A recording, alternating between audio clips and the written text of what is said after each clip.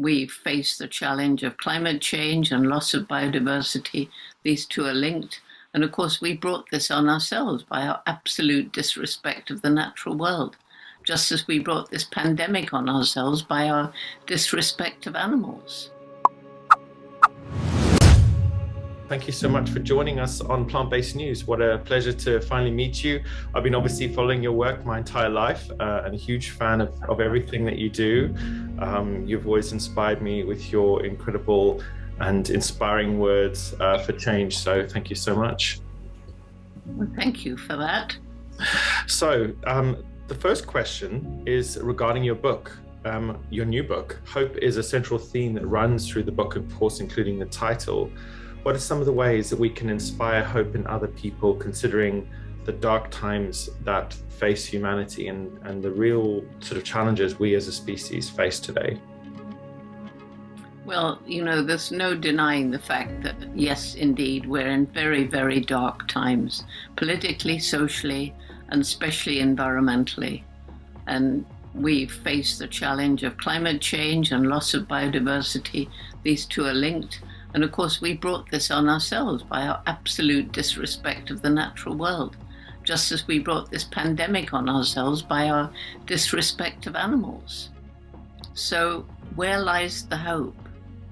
I think the reason that I find this book comes out at the right time is because if we lose hope, then we're doomed. Because if you lose hope, why bother? I mean, there's nothing I can do that will make a difference. So the main message is that every single one of us makes some impact on the planet every single day. And if all those who can make wise choices, ethical choices in how they live, what they buy, what they wear, what they eat, especially what they eat, then, we start moving in the right direction. Absolutely. Some good advice there. And what are some of the other key themes that run through the book? And are there kind of call to actions and practical ways in which people can actually build hope in their lives? Yes, I spent a lot of time thinking about what do I mean by hope. It's not looking at the world through rose-tinted spectacles and saying, oh, I hope everything's going to be okay. It's not like that. And I've seen it now as like we're in a very, very dark tunnel. And at the end of this long tunnel is a little gleam of light, and that's hope. But to get there, we have to go under, climb over, work our way around many obstacles. But if we give up and just stay at the end of the tunnel, hope will not come. So that's how I'm looking at hope.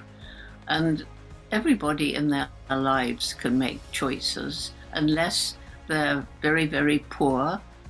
And that's one of the big problems, because poverty leads to people in rural areas destroying the environment because they have to do it to live, cut down the trees to get more land to grow crops or make money from charcoal or timber. If you're in an urban area, you have to buy the cheapest food. You can't afford to say, did it harm the environment when it was manufactured, when it was made? Is it cheap because of unfair wages or child slave labor, something like that? But we can afford to make those choices. And if everybody makes those choices, then we're, as I said, moving towards a better world. So, my reasons for hope are, first of all, the amazing intellect. Okay, it's got us into a mess. We've created atomic bombs and nasty weapons of war. But we've also sent people onto the moon. And I think there's going to be a full moon quite soon. And I would ask everybody to look up there and get that feeling of wonder and awe that I had when I heard about the first landing on the moon. To me, it was science fiction. I grew up in a different world. And just think, wow, people walked up there. And of course, we've got the internet, which is allowing you and me to talk, and this talk to be beamed out all over the place. So the strange thing is that this most intellectual creature, it's what separates us more than anything from the other animals, this creature is destroying its only home. We know that. There isn't another planet near enough for us to go and colonize when we finish trashing this one. So we better look after what we've got. And here's where the intellect comes in. Scientists are beginning to come up with innovative technologies that enable us to live in greater harmony. And people are beginning to realize each one of us also can make a difference. So that's one of the reasons for hope. And then the energy, commitment, and passion of young people once they know what the problems are, and we empower them to take action. And, it was back in 91, I was meeting people as I was traveling, lecturing, young people all over the world. And many of them seemed to have lost hope. And they were either angry, or they were deeply depressed, or they just didn't seem to care. They were just apathetic. Why? Because you've compromised our future and there's nothing we can do about it. Well, yes, we have compromised their future and we're still doing it. But is it true there's nothing they can do? No, it's not true. And so I began this Roots and Tutes program, which is now in 65 countries, with members from preschool, university, everything in between. More and more older people, like the staff of a big corporation, are forming groups. And the main message is that each one of us makes a difference every day. And because I learned in the rainforest that everything is interconnected, each group chooses, we don't tell them, 3 projects to make the world better. 1 for people, 1 for animals, 1 for the environment. And they don't all have to do all of it. Of course, in the very young children, they need guidance, but the older children choose. But they must share as a group what the different little subgroups are doing to make the world a better place. And then nature, so resilient. I mean, places we've absolutely destroyed. If we give them a chance, nature can come back. Biodiversity can come back. And then finally, what I call the indomitable human spirit, the people who tackle what seems impossible and don't give up. Amazing. That sounds familiar, the indomitable human spirit. My mentor, my Buddhist mentor, Daisaku Ikeda. Have you heard of Daisaku Ikeda? I don't think so. He's a Japanese peace activist, writer, and poet, and he talks about indomitable human spirit. And he often talks about the power of the individual, that we as people do not realize the power that we have, particularly with our voice and the power that holds. But it's very important to build courage and compassion in ourselves, because if we don't have courage and compassion, it's very hard to take action. That leads me on to my next question. We live in a world where it is consumed by consumerism. Capitalism has kind of created this very fragile society, which we've seen with COVID-19, how things can very quickly turn on a knife edge. How can we inspire compassion and courage in other people when, the world does seem so troubled, people do seem so hopeless, as you said? Are there practical ways in which we as advocates or campaigners or activists, how can we inspire how we feel that sense of hope practically with other people? Well, I was doing that by traveling around the world 300 days a year lecturing. Now I'm doing it on Zooms and Skypes and interviews like this. I've never been as exhausted in my whole life. It's every single day, Zooms and, all these staring at a screen. It's not good for the voice. It's not good for the eyes. But the positive side is that I've reached literally millions more people. So although it's very, very hard to give a virtual lecture, you don't get any audience feedback. You're just talking to the little green spot on top of the laptop. But if you don't get the right enthusiasm and energy into that talk, then you might as well not do it. Right. And it was my amazing mother who supported me from word go, supported my love of animals, supported my dream of Africa, when everyone laughed. And she said to me, Jane, if you're going to do a thing, do it properly or not at all. Very, very good advice. So this is how I am trying to inspire other people. And you have to tell stories, stories about these amazing things, stories about areas that we destroyed that are again supporting life, stories about children that are so moving. That's the way. If people say, oh, she did it, I can do it too. Such great advice. I think storytelling is so powerful. We use it a lot here at Plant-Based News. We often call it in the campaigning world the theory of change, giving people that inspiration, showing them that it is possible. Because when there is hopelessness, I think it comes from a lack of belief that we can change as a species, that the world can be different.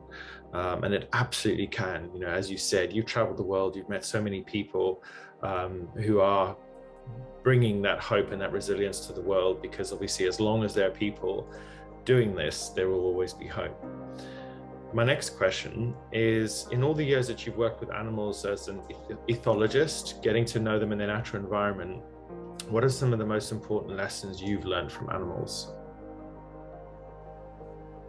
Well, I think actually I learned a lot from animals when I was a child, because as I've said, I was born loving animals, and we were lucky to have a big garden. We had very little money, but it was my grandmother's house, and the mortgage was paid by her son, who was a surgeon, the only one who had money. Anyway, we've got this nice big garden, and I was out there, and I'm near the ocean, the Mediterranean Channel, and there's cliffs rising up, and I would be there watching the squirrels and the birds and things.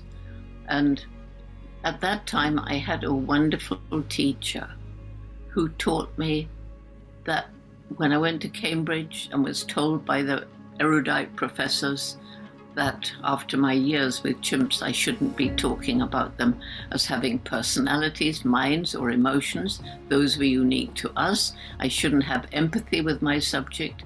To be a good scientist, you must be coldly objective.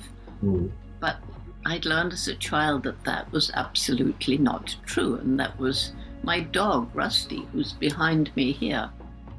And so I was able to stick up for myself. I didn't argue with the professors. I just went on quietly describing the amazing behavior of the chimps, how they care for each other, how they hug and kiss, how they swagger, how they compete for dominance, rather like male human politicians. Sadly, that they have this dark, aggressive side, but also show love and compassion. And so when I was told that there was a difference in kind between us and other animals, it really shocked me. Luckily, the National Geographic Centre filmmaker, Hugo van Lawick, and what with my detailed descriptions minute by minute of chimp behavior, and then Hugo coming along with film showing tool using and things, science gradually changed. It isn't my way to be argumentative and, say, no, you're wrong. Just quietly go on, and you find that you turn people around. And certainly back then, when the world was very much more male-dominated, even than it is now, if I'd started arguing with these erudite older males, they would have got angry and probably been thrown out. I think people have to change from within. And that's such good advice. And I think, we can learn a lot from animals, from their tranquil, kind of childlike natures, their innocence, right? I think I often look at the cows in the field or the sheep running in the paddocks and see that innocence about them, that sort of childlike nature. And it does sometimes fill me with sadness. I'm going to be honest. I do feel the sadness that many of these innocent beings that do have their own inner worlds. You know, they think and smell and see and breathe and dream like we do. They may not have the complexities of language that we do, but they're the same as us in all the ways that matter. And my next question is about animal sentience. This is something that has been, you know, intrinsic to your work and you as a person for many, many years. Why do you think that people have, for many centuries, and even now today, many people still see animals as mere objects and not sentient, living, thinking, feeling beings like we do? Where do you think that disconnection comes in? Well, it comes in from scientists thinking like those professors at Cambridge and just believing in themselves, I suppose, although I can't quite believe that they did. And I think, you know, when people say, what do you think your major contribution has been? I think it is. Once science accepted that chimpanzees, whom we share 98.6% of our DNA, and all these behaviors that I mentioned, by the way, I don't think they're particularly innocent. They're too like us. They can be really mean and nasty. But with cows and sheep, yes. Anyhow, so once you realize that there really isn't this barrier that science had erected, then it's not just the chimpanzees who are sentient, feeling, emotional beings with their own individuality. You can stretch right down, and now science is becoming open to these things. You can actually study animal emotions. I couldn't have back in 60 because it didn't exist. But now you can study it. And I'm sure you've seen My Octopus Teacher, this wonderful film about, you know, the relationship with an octopus that got an Oscar. And so for students wanting to study animal behavior, it's a very exciting time because we're finding out more and more. And the tragedy, of course, is that billions of animals are in these awful factory farms. And it's not just the unbelievable cruelty of sentient beings, unbelievable cruelty, but it's also the fact it's trashing the environment, destroying habitats in order to grow the grain to feed them, masses of fossil fuel to get the grain to the animals to be slaughtered, the meat to the table, using a lot of water in places where water is increasingly scarce. And finally, all of these animals are producing methane, which is one of the very, very virulent greenhouse gases. And quite a large percent of methane going up into the environment is from intensive animal farming. And then, of course, we've got the farming of crops. I'm not saying they're intellectual, sentient beings, although we do know that trees communicate. But this intensive farming with its use, you know, relying on chemical pesticides, herbicides, artificial fertilizer, it's killing the soil. And as pests and non-pests are killed, that's harming the biodiversity of huge areas, these monocultures. Those are the things that we've got to fight to stop. Absolutely, yeah, because it's we're coming to a point of no return, I believe. Many environmentalists are talking about the cascade effects of climate breakdown, obviously led mostly in part due to animal agriculture. My next question is really just, how do we, regarding ourselves as people, how do we avoid becoming misanthropic? We know that our species is incredibly destructive. You and I have discussed it briefly in this interview, but many young activists, particularly young vegan activists, do quite easily become very misanthropic, very human-hating in their activism. How do we avoid that? Because as we know, misanthropy can lead to depression, it can lead to self-loathing, it can lead to a lot of mental health problems. So how do we avoid hating our species, knowing just how destructive we are as a species of great ape? Well, that's what we try to do with our Roots and Tute program, bring young people together from different parts of the world, usually virtually, so that they get to understand what humanity is all about, and that more important than the color of your skin or your language or your culture or your religion even is the fact we're all human beings. And then having realized that, well, you know, we are animals too. We are animals.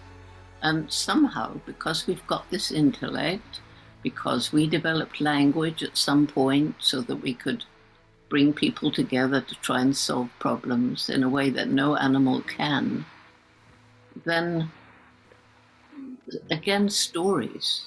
I think stories. And anyway, this is what we try to do with Roots and Tutes, to let young people know, one, that they matter, but two, don't be angry.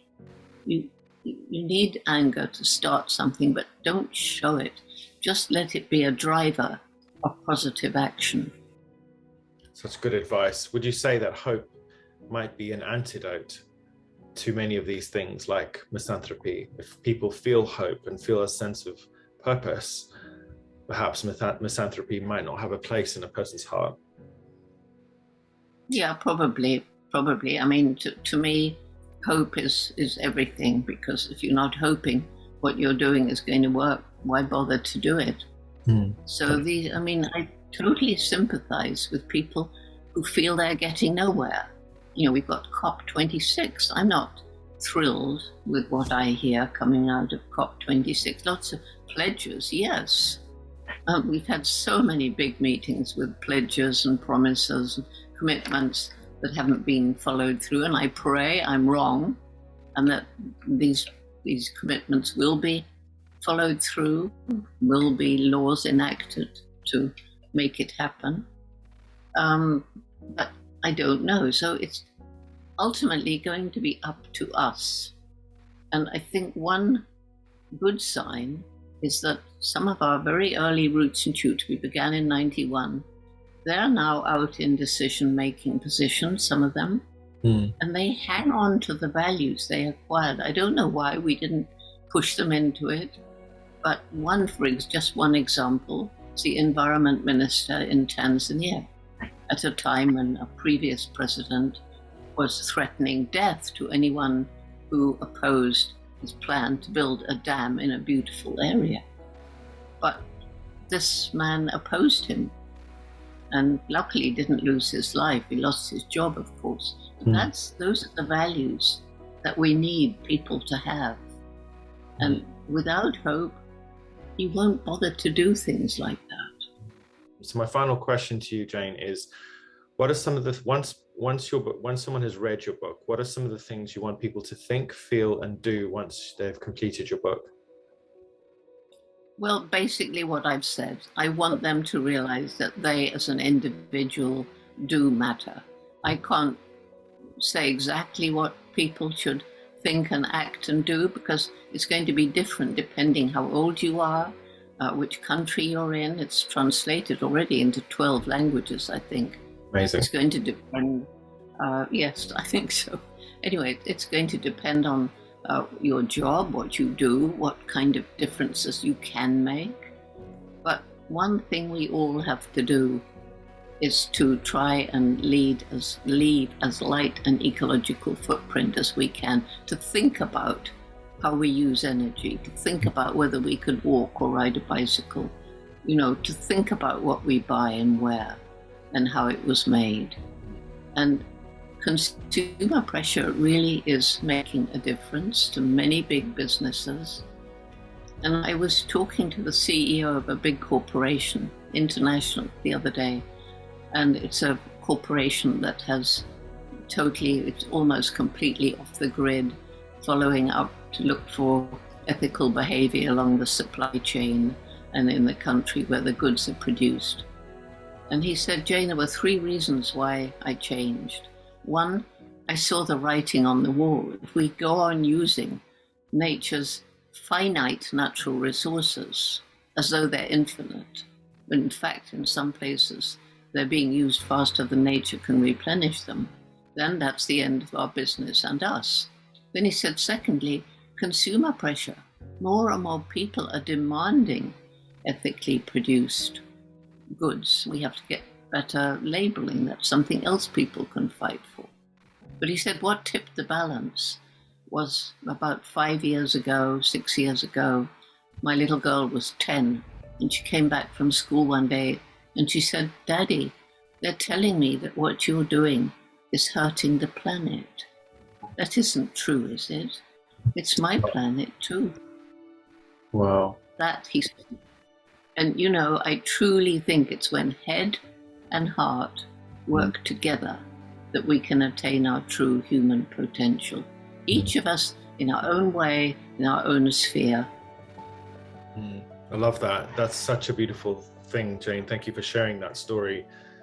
To me, it's about the alignment of all things in us as people. And I think when we are truly aligned to our true nature, which is one of great compassion and courage and kindness, because I do believe humans are innately kind and compassionate, given the right opportunities and given the right environments. But before I let you go, I always like to ask my guests this one final question. If you were stuck on a desert island and if it was just you and a pig, obviously you don't eat the pig because you don't eat animals, but if you were on this desert island and I gave you one vegan dish, one music album and one book, what would you take with you on this desert island? Oh goodness, well I can't answer you about the music album because I'm not into the, I mean, I would opt for some classical music, probably Perfect. Sibelius or Mozart or Beethoven, maybe Wonderful. Beethoven, an album of that, or an album of different classical music. The book, I take either Shakespeare or The Lord of the Rings, and I think I would take The Lord of the Rings because it takes you into a completely different world and you are absolutely believing that it's real. And what was the third thing? One vegan dish that you could take with you on your desert island. Dish. Oh, well, I don't know. I mean, I'm not into the various dishes. I just eat vegetables and lentils and the various things, nuts, you know, a mixture of those. All the healthy stuff. Nothing fancy. I would just cook up vegetables, which I presume I'm allowed to grow on this island. Absolutely. I love that. That sounds very healthy, and I'm a huge fan of eating foods in their most natural form. So that's great to hear. That. But I will take the pig if you don't mind, because the pig will rootle in the ground and make it all nice for me to plant my seeds to grow the vegetables for me and the pig. Amazing. Thank you so much, Jane Goodall, for joining us on PBN's podcast and of course on our YouTube channel as well. It's what a pleasure to meet you, and looking forward to telling everyone about your book and sharing your story with our audience. Well, thank you very much for inviting me, and I've enjoyed talking with you as well.